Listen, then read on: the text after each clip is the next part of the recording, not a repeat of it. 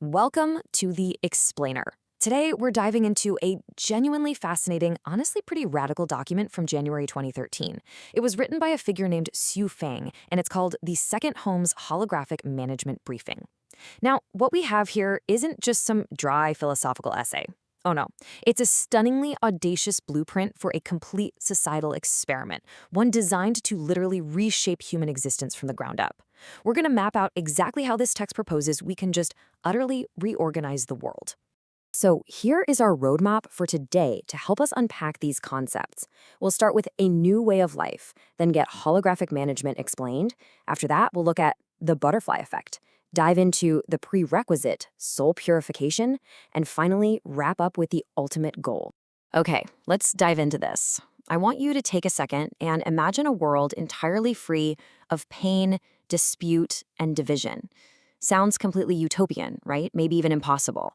But the source material we're looking at today doesn't just ask if humanity can live without conflict, it confidently asserts that it is entirely possible. But there's a catch. It requires a total paradigm shift in how we manage ourselves and our planet. Section 1. A new way of life. The briefing introduces something it calls the second home, proposing it as a comprehensive cure for basically all of humanity's suffering. Just look at the sheer scale of the ambitions here. The objective is to foster harmonious coexistence on literally every conceivable level. The text doesn't just target massive global issues like international conflicts, famine, and pollution. It drills all the way down to the micro level, explicitly aiming to eliminate the pain associated with marriage and family life. So, yeah, this blueprint is genuinely trying to solve both global warfare and the argument over who forgot to take out the trash. The scope of what this new way of life is trying to fix is just absolute and total. Section 2, Holographic Management Explained. So, how exactly does the author Xu Feng propose we actually achieve these world-altering goals? Well, that brings us to the core methodology. Now, what's really interesting about this concept is the profound paradox at its core. When you hear the phrase holographic management, you probably picture, complex systems, hyper-control, maybe some sci-fi technology. But the text defines it as the exact opposite. It is the essence of non-management. It argues for minimizing human intervention entirely, advocating instead for what it calls Tao management, basically a system that just follows the natural flow and the way of nature.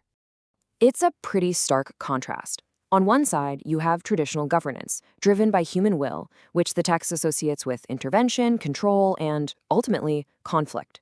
On the flip side is the way of nature. The briefing argues that true harmony is only achieved when we step back, abandon our need to force outcomes, and just allow a natural, unmanaged order to take over. It's all about letting go. Section 3. The butterfly effect. But why would non-management actually work to solve something like global famine or a localized marital dispute?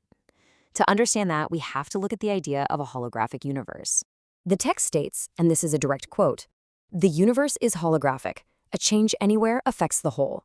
There are no isolated events or isolated phenomenon." This right here is the foundational logic of the entire briefing. The idea is that, much like a physical hologram where every tiny fragment contains the exact image of the whole picture, there are absolutely no isolated events in our world. Everything is interconnected, meaning what we might think of as a strictly private affair is actually a global affair.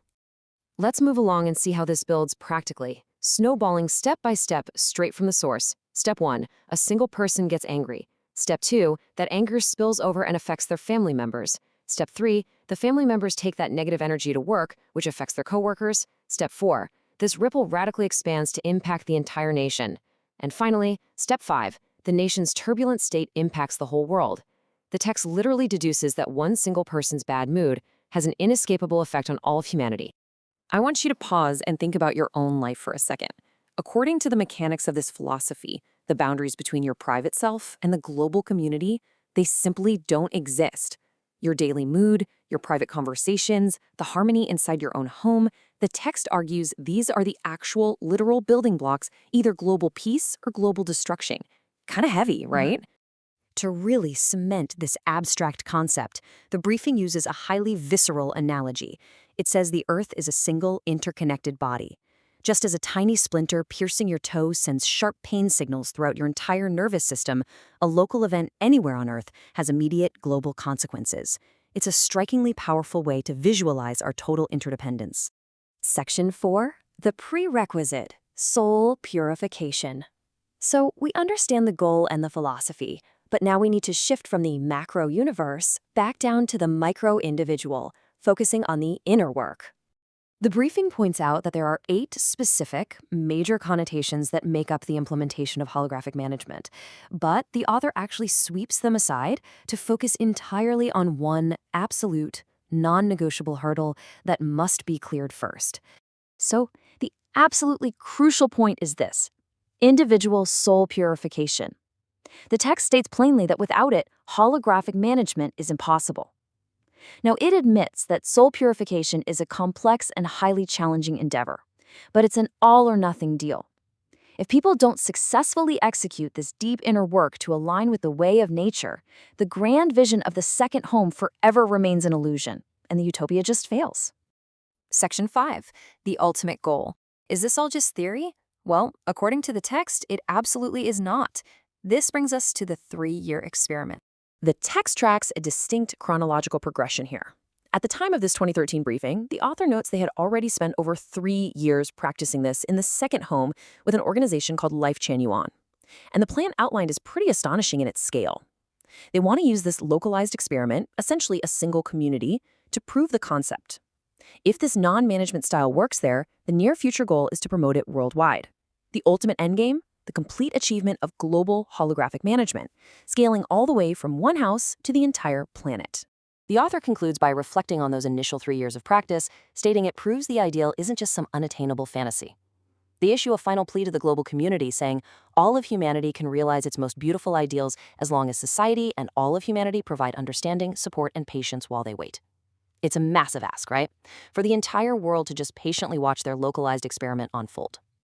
The briefing closes with an incredibly bold claim: holographic management is humanity's way forward. There is no other way. As we wrap up this explainer, I want to leave you with this final thought to weigh. Does this text represent a genuinely viable blueprint for global harmony through individual soul purification and non-management? Or is the prerequisite of total human psychological alignment just an impossible dream? Thank you so much for exploring this fascinating framework with me today.